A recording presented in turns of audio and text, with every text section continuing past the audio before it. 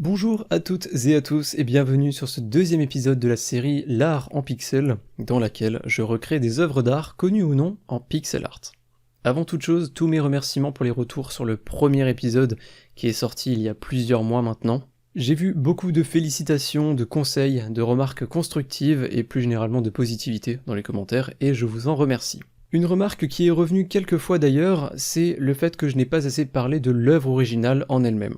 Que ce soit sa création, son contexte ou simplement des anecdotes autour de l'œuvre, et c'est pourquoi aujourd'hui j'ai décidé de modifier un petit peu le format en ajoutant une introduction concernant l'œuvre de l'épisode. Je suis bien conscient que c'est une partie qui n'intéresse pas tout le monde, c'est pourquoi la vidéo est découpée en chapitres, donc si vous souhaitez sauter l'introduction et passer directement à la création, vous pouvez le faire. L'œuvre d'aujourd'hui n'est pas la plus populaire de cet artiste, mais elle reste néanmoins mondialement connue. C'est La terrasse du café le soir, peinte par Vincent van Gogh. Comme l'indique le nom de l'œuvre, cette toile représente une terrasse de café durant un soir, mais cette terrasse n'est pas n'importe où, parce qu'elle se trouve à Arles, en France. La biographie de Vincent van Gogh est passionnante, mais elle est très longue. Ce qui veut dire aussi qu'une seule vidéo ne suffirait pas pour lui rendre hommage, donc je ne vais pas aujourd'hui parler de l'artiste, mais surtout de l'œuvre. Ce tableau et le dessin qui va avec ont été réalisés en septembre 1888. Si pour certains, un tableau comme celui-ci c'est l'œuvre de toute une vie, pour Vincent van Gogh, ce n'est rien d'autre qu'une formalité. Pourquoi est-ce que je dis ça ?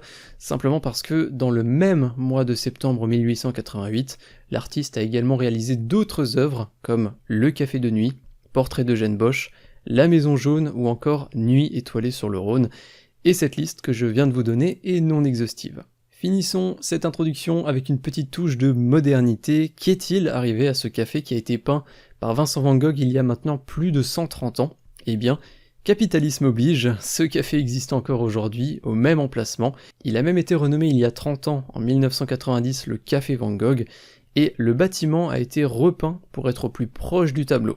C'est très ironique, étant donné que généralement c'est plutôt l'œuvre qui essaye de ressembler à la réalité, et non pas la réalité qui essaye de ressembler à l'œuvre, et je serais bien curieux de savoir ce que Vincent van Gogh aurait pensé du fait qu'un café de nuit, aussi inspirant et symbolique, se transforme en un attrape-touriste. Bref, fin de l'introduction, passons maintenant à la réalisation. C'était un défi extrêmement difficile. Vraiment, j'ai sous-estimé le travail à réaliser, et je pense que c'est en partie dû à l'épisode précédent où je considère avoir eu un résultat satisfaisant sans que ce soit trop long ou trop difficile. Pour cette œuvre-ci, la reproduction a été plus longue, un petit peu plus de 4 heures au total, soit 6 fois plus que l'œuvre du premier épisode, en incluant la création de la palette, l'ajout de la grille, donc le découpage de l'œuvre et la reproduction du tableau. Ma toile fait 64 par 77 pixels. Donc je suis parti comme pour l'épisode précédent sur une référence de 64 par 64 pixels, mais vu que l'œuvre originale n'est pas carrée, j'ai dû augmenter un petit peu la hauteur, et j'ai donc fait un calcul du ratio de l'œuvre originale pour avoir un équivalent plus petit. Concernant la création de la palette, rien de particulier à relever si ce n'est que Vincent van Gogh est très connu pour utiliser le bleu et le jaune, et sur les 14 couleurs que j'ai récupérées initialement, on retrouve 6 déclinaisons de bleu et 4 déclinaisons de jaune-orange, ce qui nous laisse seulement 4 couleurs en dehors de ces deux gammes, et parmi ces 4 couleurs on retrouve 3 teintes de vert. La dernière couleur c'est simplement le blanc. Une anecdote très intéressante, c'est que Vincent van Gogh n'a pas à proprement parler utilisé de noir pour réaliser la toile originale, il a utilisé uniquement du bleu très foncé.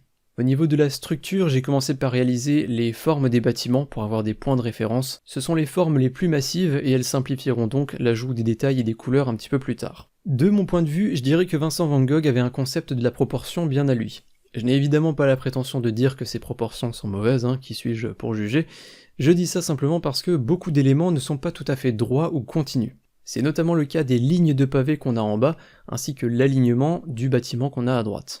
Pourquoi est-ce que je vous dis ça ? Parce qu'en soi ce n'est pas vraiment choquant sur l'œuvre originale, eh bien c'est simplement parce que tirer un trait qui n'est pas tout à fait droit sur un tableau, ça va, mais en pixel art, c'est extrêmement laid et très irritant. J'ai donc dû trouver une balance entre le respect de l'œuvre originale et un résultat agréable. À savoir que comme pour chaque œuvre, il en existe des photos bien différentes les unes des autres. Sur certaines les couleurs sont très claires, d'autres très foncées, on a des contrastes très différents, et il faut donc faire un choix.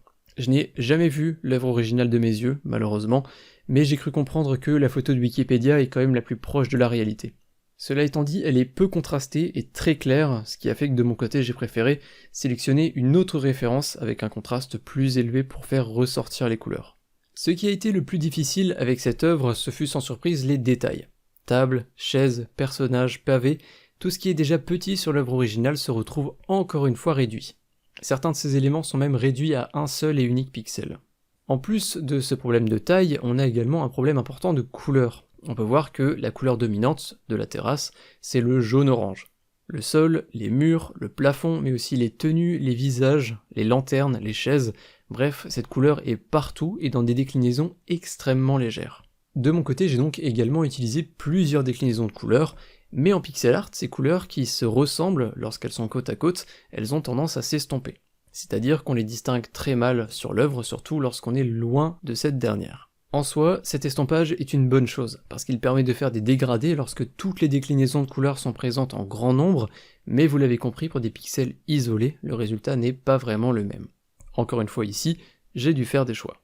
J'aurais pu prendre une infinité de déclinaisons de jaune et d'orange pour vraiment faire des beaux dégradés, mais nous sommes en pixel art et la simplicité est donc de mise, c'est pourquoi je me suis limité à un certain nombre de couleurs. Nous avons donc fait le tour des différentes complications que j'ai rencontrées lors de cette reproduction.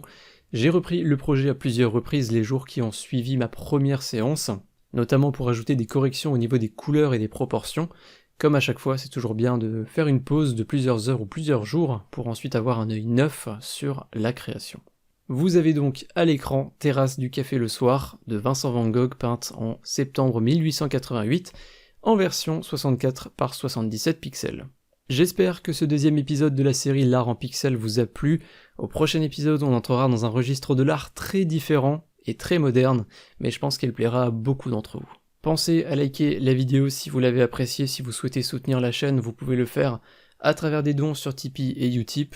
Et justement, un grand remerciement à toutes les personnes affichées sur la droite de l'écran qui ont réalisé une ou plusieurs donations au fil des mois précédents. Merci également à Nicolas, Super Pigeon, Julien, Asylum et Spyprog pour leur soutien très important le mois dernier. Je vous dis à très bientôt pour d'autres vidéos sur la chaîne, que ce soit l'art en pixels ou plus généralement des tutoriels sur Unity. Salut!